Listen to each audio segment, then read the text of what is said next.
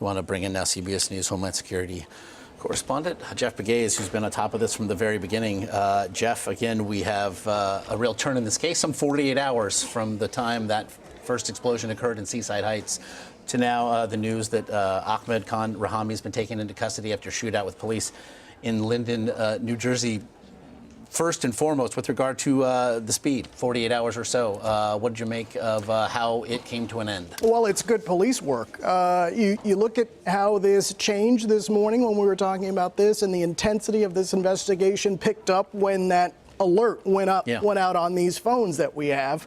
And so after that, after the word got out, there was this effort on the part of law enforcement to involve the public. How can they help us, this is law enforcement, see something, say something? You know, that is the phrase that we hear so much here in New York City. As Mike Baker, who just joined us, said, the force multiplier of public involvement. Yeah, you know, I think any investigator will tell you that is the type of assistance that is priceless. And so that's what helps in a case like this, to get someone who investigators see as dangerous off the streets as soon as possible. And what we're hearing from police officials in New Jersey, in Linden, where he was taken into custody, is that he was sleeping in front of a business, which suggests that he was feeling the heat.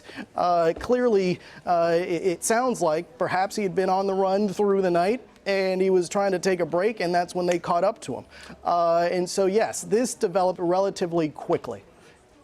Sleeping, however, in front of a business, and now I know we're parsing some minute details, but sleeping in front of a business, perhaps he collapses due to exhaustion from being on the run. It would seem, however, that he did not take a great deal of care in finding a place that was more hidden, away from the eyes of a public that had been again, force multiplied by authorities. Yeah, I don't know why I'm thinking this way, but as a sports, someone who appreciates sporting events, you will know this. There's a boxer, and I can't remember who said it. You know, every plan is great until you get popped in the mouth. Yeah. Right? Was that?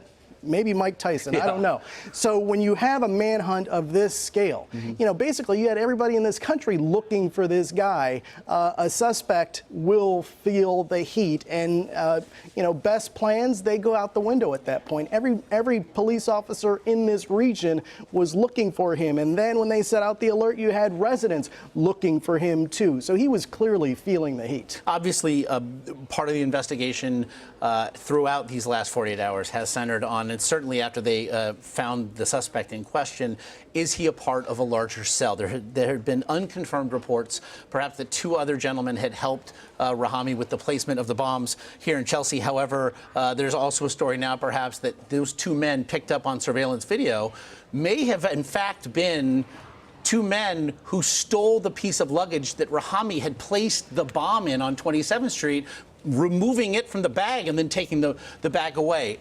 Right now, then, these investigators having Rahami in custody, what are they now looking to establish with regard to possible help and perhaps participation in a larger network? Well, you're going to try and get as much information as possible, and that means going through cell phones, if he had one.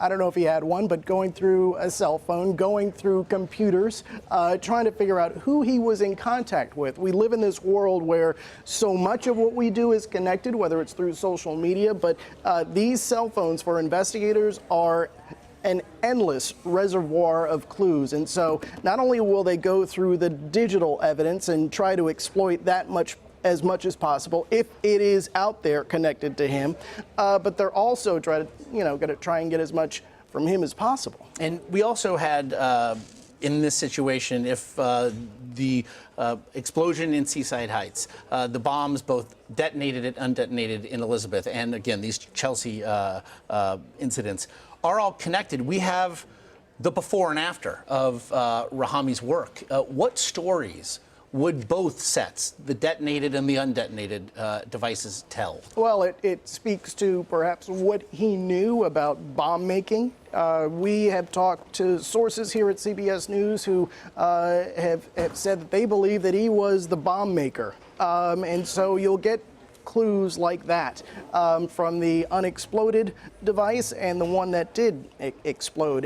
In an investigation like this, it's the little pieces sometimes that means so much to an investigation. And then you put all of that together, and that's what leads you to a picture of the suspect that you're looking for. And that certainly happened in this case. They put all of those pieces together with the help of the FBI, ATF, all federal resources, and the power really of the NYPD, 35,000 strong and investigators, some of the best in the world. So they put all those pieces together, and that's where we are right now. Presumably the CIA was also involved. Whatever journalistic coincidence it might have been, I know you recently spent some time with CIA Director John Brennan. Specific to this, then, the idea of attacks such as this within the United States, the difficulties in determining self-radicalization, the greater, broader connections. What did he share with you with regard to these sorts of attacks and the level of concern at the agency with regard to stopping them?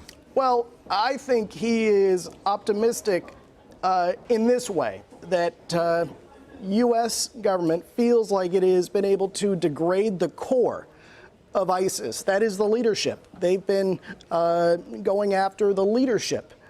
Now, and this is what he told me, the tentacles need to decay.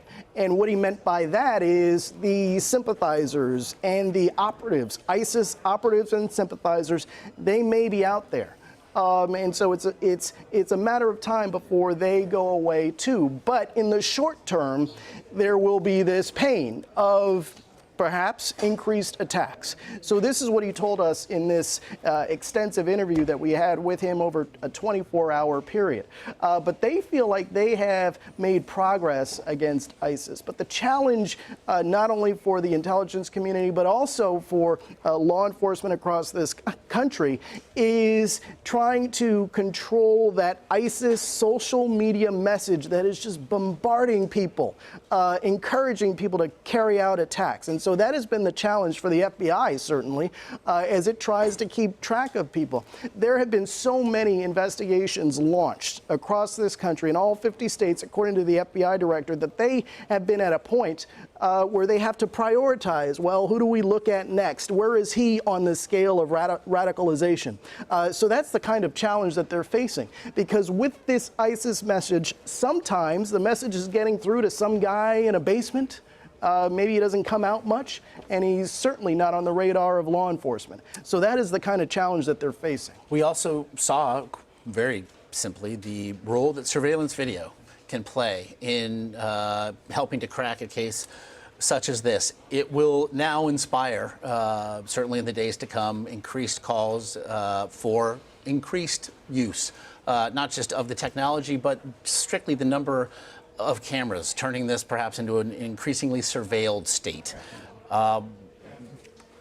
Concerns about privacy will then also be echoed. Where does law enforcement stand then with regard to what is being done and perhaps what more they would like to do? Well, law enforcement will always say that we need the tools to do our job. I think everyone acknowledges this debate in this country about privacy versus security, but law enforcement will tell you we need the tools to do our job because you can't come back Monday morning quarterback us and say, well, why didn't you know this? Well, we need the tools to do our job. And so, yeah, you're right. This is a debate that will continue. I don't see how a debate like this ever ends because there will always be some new frontier. Right? So it is an important debate to have, obviously, in this country, but I don't know how you resolve it. It'll one that will continue. Again, Jeff Pegues on top of this all morning long. I know you'll be on top of it all afternoon and evening long as well. As always, we appreciate the insights here.